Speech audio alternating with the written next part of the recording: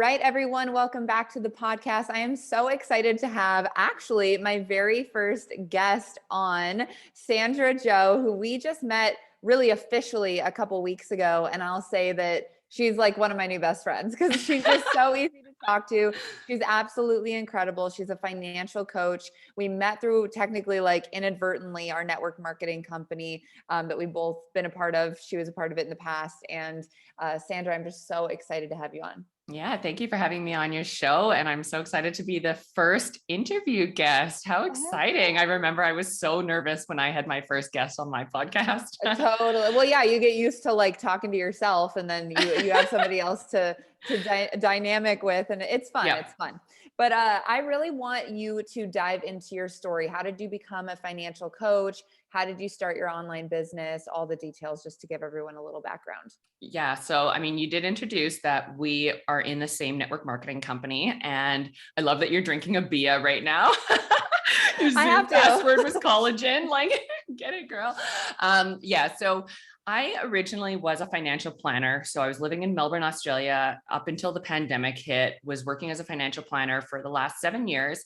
And I was introduced to network marketing through my ex-partner, and he dragged me kicking and screaming to my first live event. It was a David Wood event, and you know how impactful he is, David T.S. Wood.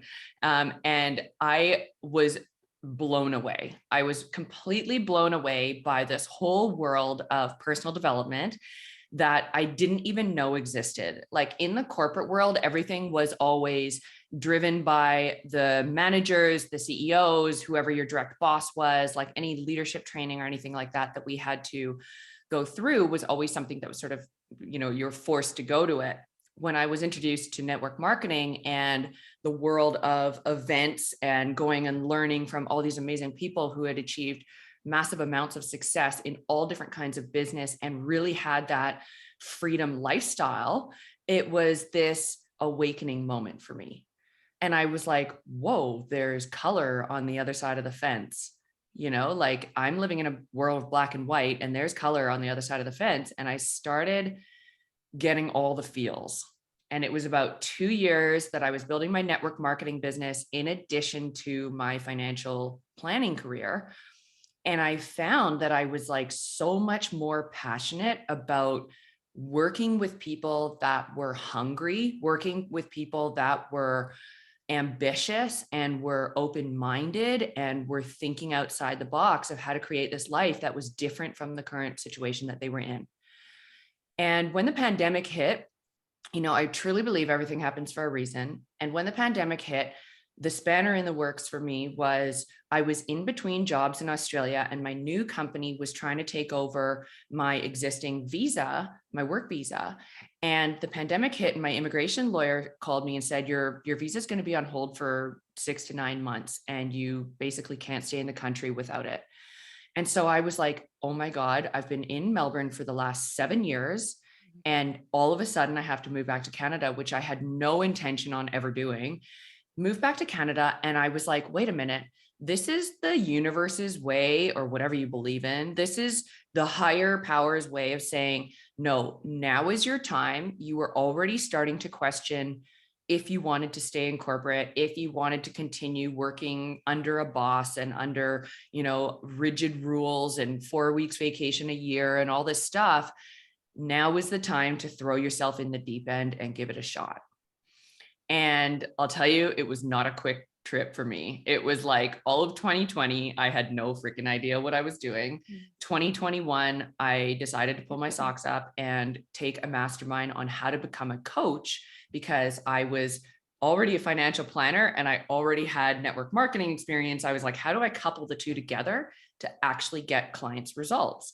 So I went into the mastermind, and it really kickstarted my understanding of what the online space was all about and what being a solopreneur or an entrepreneur in the online world was all about. And by this point, 2021, people were already starting to embrace the Zoom meetings and the online, education and all of that. And it really was a catalyst for saying, how can I teach millennials who are starting to earn good money now? How can I teach them how to have incredible money management, plan for their future, start investing and using the income that they get from either their jobs or their side hustles and really using it to propel their life forward. Not just money coming in, money going out, spending, living paycheck to paycheck, but actually having a plan for their future. I love that. And I think that's something I want to dive into with you is like our generation.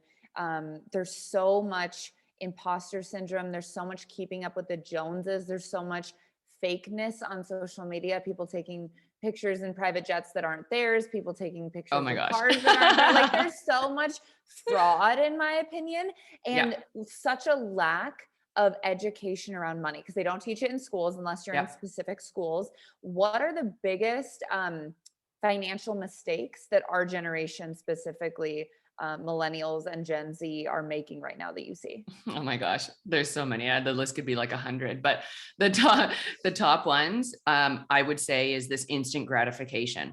Instant gratification is like, as soon as a dollar hits your bank account, you feel like you need to spend it. Right? It's like you don't deserve to have it there. You're not used, especially if you come from a family or an upbringing where you never had money.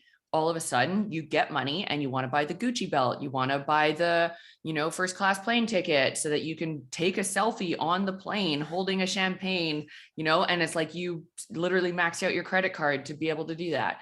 This instant gratification world that we live in not just relates to money, it relates to dating, it relates to our business, it relates to everything we do, because we are in this comparison in social media of, oh, these people made 6 figures in 25 minutes, I can do it too. It's like, no, that is absolute bullshit. I don't know if we're allowed to swear on here, you but can say whatever you want, like babe. I have a business background. It took me 2 years to build my business, 2 years, not 0 to 12 days, So for the people that are listening to this and they're like, oh yeah, I want to start a side hustle so I can start making 6 figures in the next 6 weeks. That's impossible. It's impossible. Well, and so many people think that if they don't, that they're a failure and that they're bad at this. And it's like, totally. No, there's just this expectation now that if you are not making a 6 or 7 figure income within your first year of business, that you're a failure, where most of the people who are still around, David T.S. Wood, Anthony Robbins, Gary Vee, Grant Cardone, like none of those people were making 6 figures in their first year or even their first 10 years. I know Andy Frisella, he was like, I made like $10,000 my first 5 years in my business. Totally. And so for people to have that expectation, it's just so false. And the people who usually do create that either have put in a lot of work prior to, or they're doing so much behind the scenes that you have no idea about. So it's really hard to compare. Or they're selling, I heard this analogy called snake sales, where their marketing is so good, but their product isn't that great. And they're just literally selling fast to get fast cash so that they can brag about sales, but their client experience is not good. Right. People are coming in and they're like, what is this shitty course that, was recorded in 10 minutes that I paid $1,000 for? Like, 100%. So, you really have to think about this when it comes to this instant gratification. So that's the number one mistake, is instant gratification and not spending money on things that you can't afford just because you have it. Just because you have it doesn't mean, and don't get me wrong, I like nice things, doesn't mean you need to go out and buy yourself a Louis Vuitton bag just because you got a $2,000 paycheck. Use that $2,000 to pay off your freaking debt so you don't have to pay as much interest going forward. It's a boring strategy. But one of the concepts that I like to teach my clients is that if your financial strategy is boring, you're doing it right. Yes. Unfortunately. Talk more about that. Talk more about what that looks like. Yeah. So, number one is, when you start a business and you start having new income coming in, right? New income coming into you, hitting your bank account, and everybody gets excited when this happens. They want to go on more trips. They want to go on more holidays. They want to upgrade their wardrobe, change their car, get a nicer house, whatever it is, change their furniture. But this income is new, which means as fast as you created it, you can lose it. So until you have a year or more of this consistent new income, consistent meaning you're averaging this every single week or every single month or however your pay cycle works, until you have a year of it, that income is not yours, because at any point it could vaporize and disappear. Yeah. Right. So using that money smart in that first year that you're in business will set you ahead miles in the long term. So using it smart is, instead of the instant gratification, which is one of the common mistakes, is using it against paying off your credit card. Your credit card is earning you 19% or more interest every single month that you're rolling a balance. To invest that money and to get a 19% return month after month after month is literally near impossible. Yeah. So you cannot earn more money by investing it or by buying something that is going to get you a better return on your money than paying off your credit card. So that's number one.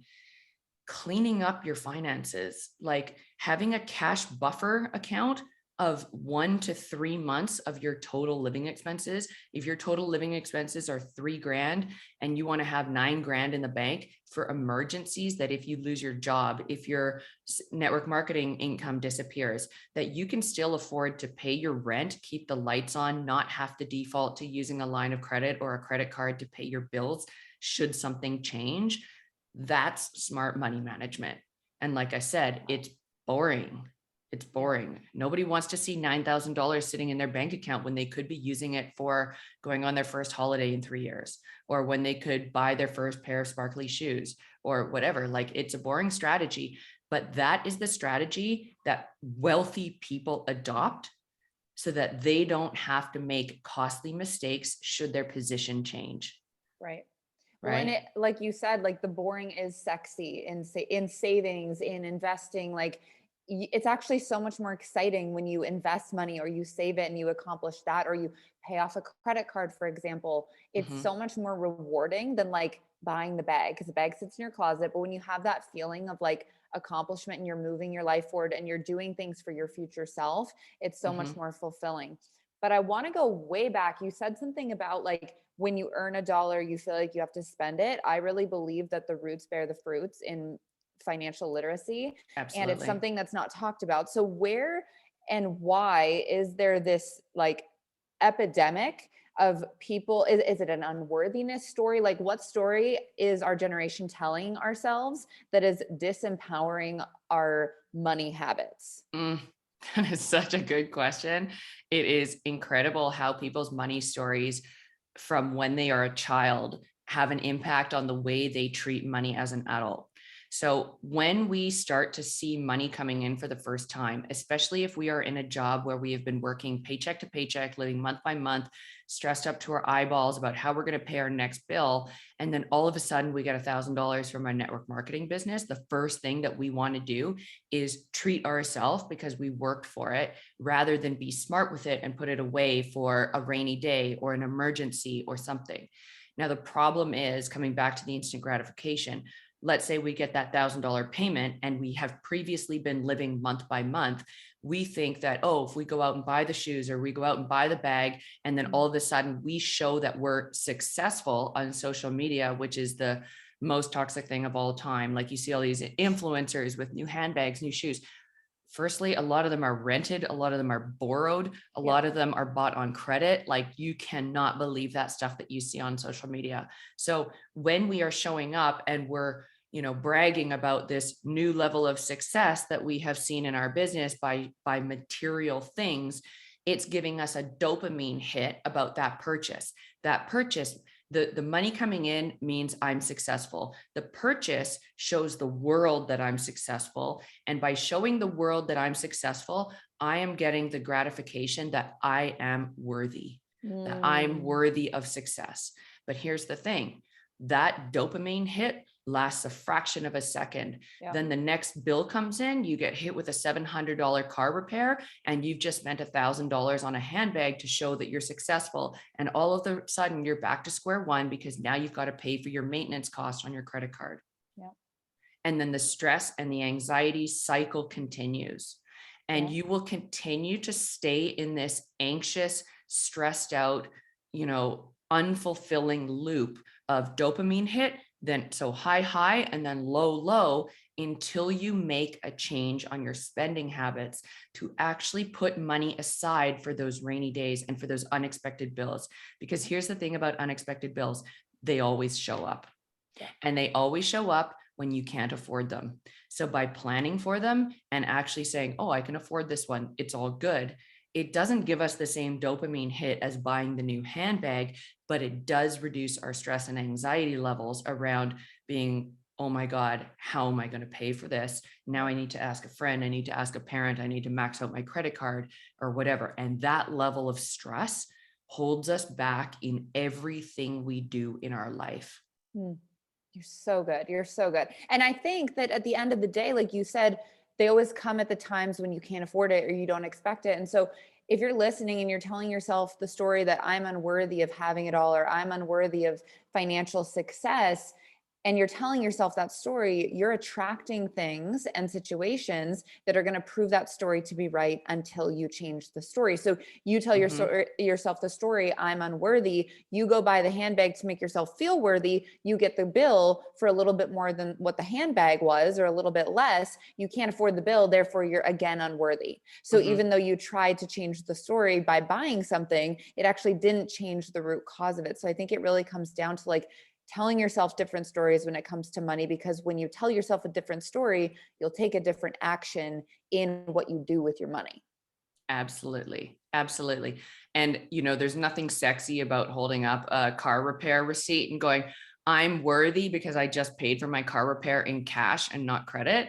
Yeah. Like, there's nothing sexy about that, but like, maybe we could make it sexy, I think it's very sexy, and it's honestly very rare, which is so sad. But there's just been so much jadedness, I think, that's come from, I don't want to blame social media because I think social media is an amazing thing, but there is a lot of jadedness that's coming from this like lifestyle keeping up with the entrepreneur. Joneses. Yeah, Yeah. And keeping up with the Kardashians, to be frank, like everyone wants, totally. everyone wants that life. Like, let's be real, but a very small percentage is willing to do the work to have it, and create the principles around money to have it.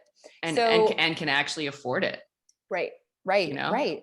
And something I think getting really clear on it, it's important when you start in entrepreneurship, you mimic a lot of people who are highly successful, and then you think that you want these things, and then you get there and you're like, I actually didn't want that. I thought that I wanted it. I thought it was my goal, but it was actually a bullshit goal. It wasn't my goal to have. Recently I did my vision board. I do it every, 3-6 months. And I was like, I'm going to take down every goal that's actually not my goal.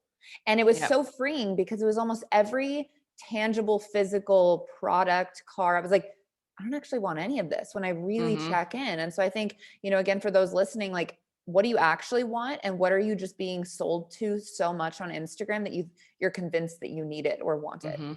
Yeah. And I know that you've got probably a younger demographic of listeners than my age group. Like, I'm 35, and how old are you again? I can't remember.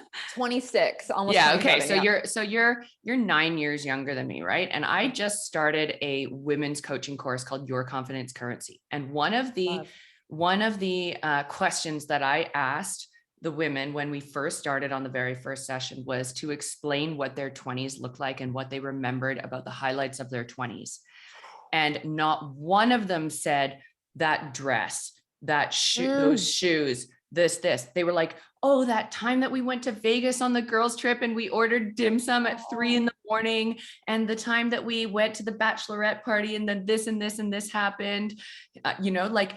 We remember experiences. We remember how people made us feel. We remember our accomplishments, our life-changing moments, our public speakers that changed our perspective on the world, David T.S. Wood. Yep. We remember experiences and feelings and emotions. And the dopamine hits that we get from material things are not feelings and emotions. Yeah, they're not. It's a quick hit. It's like a drug, right? And the high of the drug drops as soon as the hit is over. So if you want to have lasting, memorable experiences that are going to carry with you through the rest of your life, focus your energy on impact, focus your energy on changing the way you feel, changing the way your family feels, the experiences you have with your friends, the travel, the moving to a new city. I know you've been moving around a lot in the last couple of years. Like those are experiences that you're going to talk about for the rest of your life. You're not going to be talking about the Zara pants or the dress that you wore on stage or the, whatever it is. So it's like, these are the important things. And I love that you talked about that on your vision board. Is like, if you were to create a vision board and take down everything that was material, what would it look like? I just got chills. Yeah. Most people's would probably be almost empty. Totally. I bet you 30% or less would still be left on the board. Yep. It's true. Right? It's so true.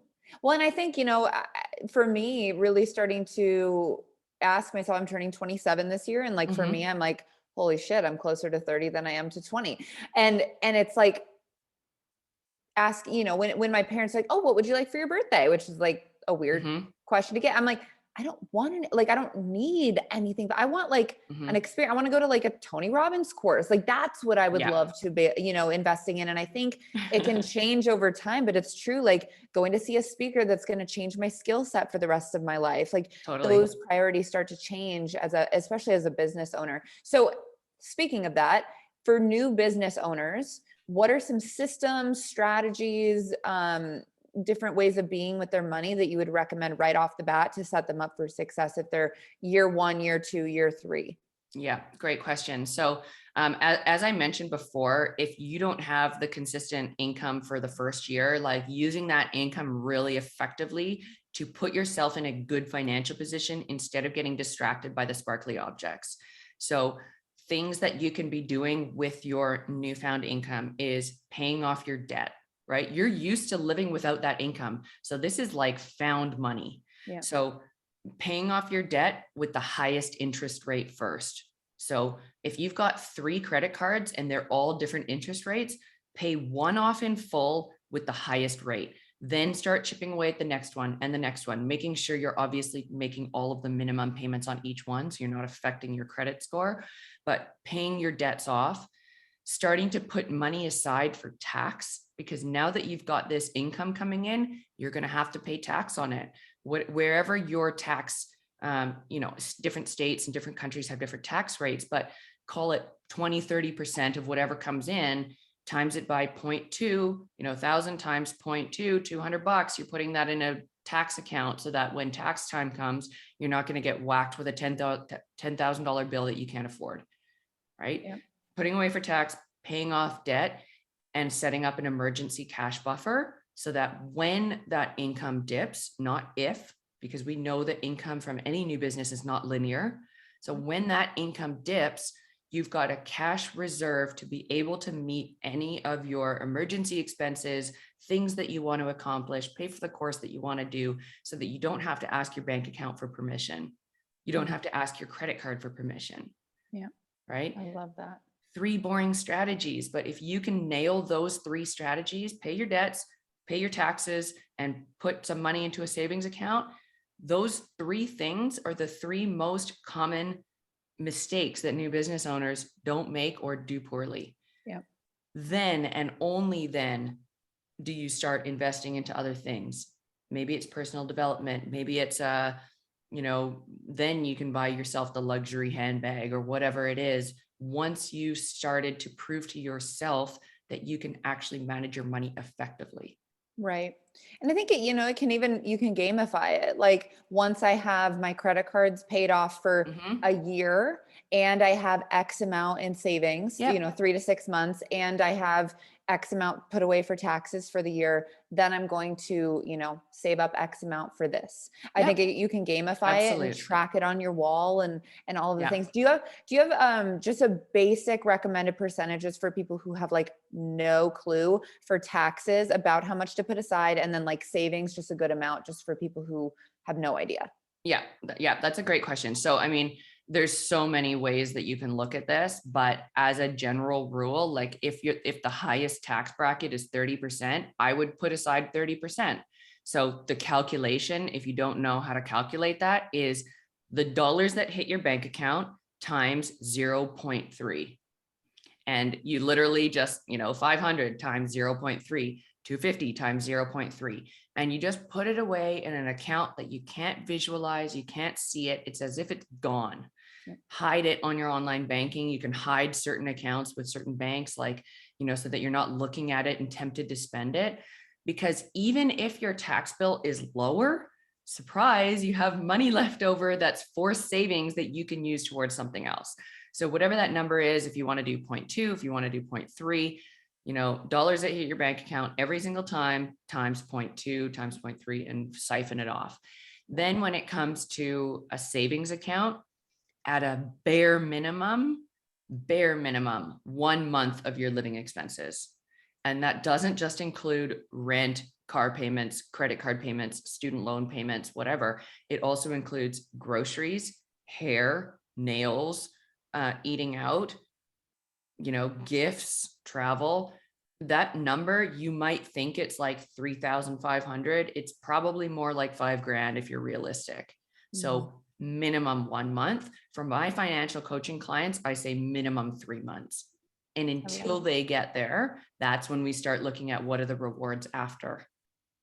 So it's important to be able to reward yourself, but not going overboard with rewards. Maybe once you pay off your credit card, you're going out for a nice dinner. You're not buying yourself a $3,000 bag, right? So I'm all about celebrating the wins, but within reason. No, I love that. And what I really like about what you said with the taxes, and this is something my dad always taught me, he's like, put away 30%, put away 35% if you can afford to live on the rest.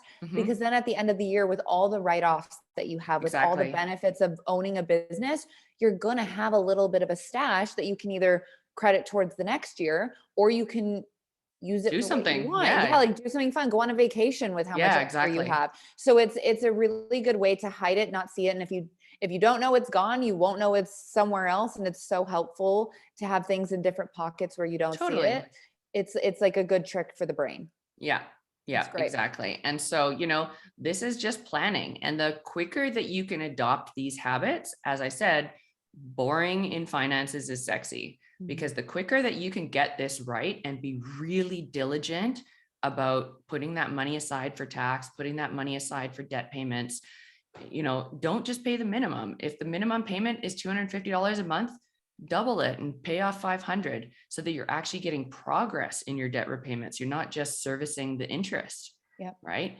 And so these are the little things. It might be overwhelming, and you're looking at your debt balance and you're going, it's 25 grand. Like, it's going to take me years to pay this off. Great. Make the years shorter, because once it's gone, you can live your life in a more free, more abundant way, that you are removing the shackles from your ankles that are dragging you down in making future decisions. It's so good. There was, I'll be really transparent here. There was a point in my life where my income had dipped a little bit. It was towards the beginning of COVID. It was right before COVID had started. And I had put myself in a situation where I had been living on my credit card for a couple months, and it was crippling to me until I faced it. And once I faced it and gamified it, my income went up. Once I faced it and gamified it. And every time, a trick for you guys who are listening, who are maybe in that situation, like you said, every single time that I would have gone to coffee or wanted to go grab a coffee, I would literally pay like $7 off of my debt instead. And when I would want to buy a pair of shoes, I would pay that towards my debt instead. And within a month, that entire debt had been wiped out and paid off, because it was just little decisions where I was deciding to reallocate. And you'll be shocked, if you're not tracking your spending, where your money is going. And if you just reallocate it to the things that need to be prioritized, how fast you can knock something like that out. Yeah.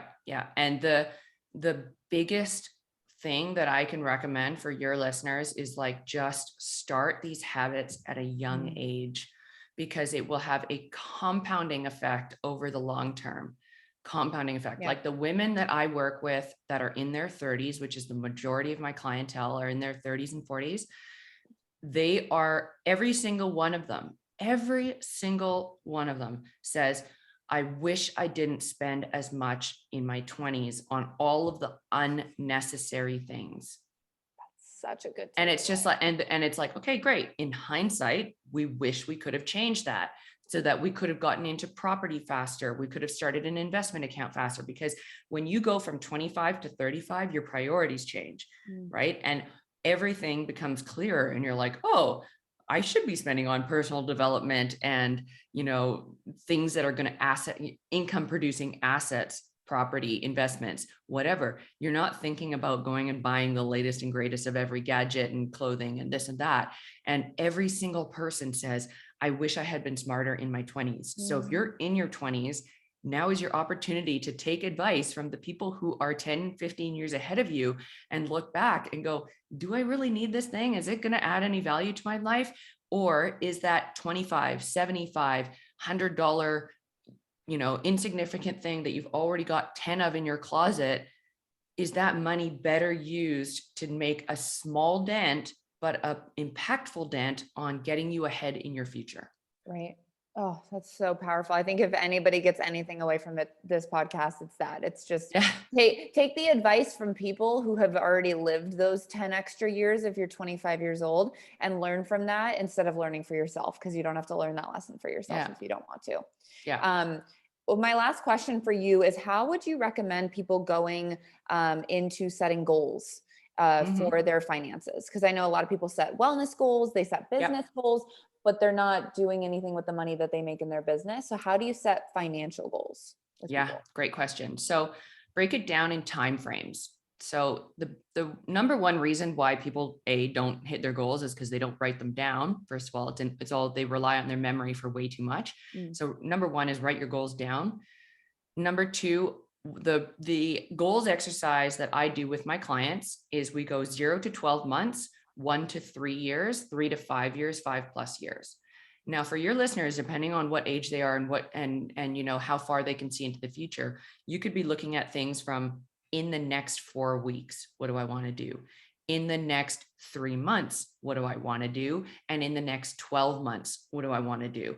Because when you start to break it down on a more granular level, where you're looking at it, okay, next paycheck, what am I going to do with that next paycheck?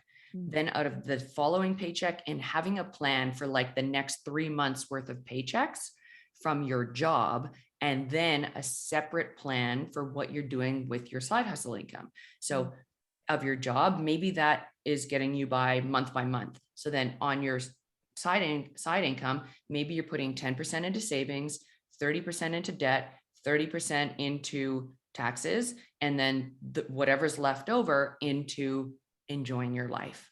So you're actually having a plan. And again, those calculations are super easy. 10% times 0.1, 30% times 0.3. And then you can start to go, okay, now I know what's actually happening with my money. So the goals of paying down the credit card, putting a bit of money into savings, and still being able to enjoy and live your life, you earned those because you planned for it. Yep. I love that. I always think of it as like, make sure every dollar is accounted for and it has a job to do. So like every dollar you make has a job to do, and that it's got to do its job.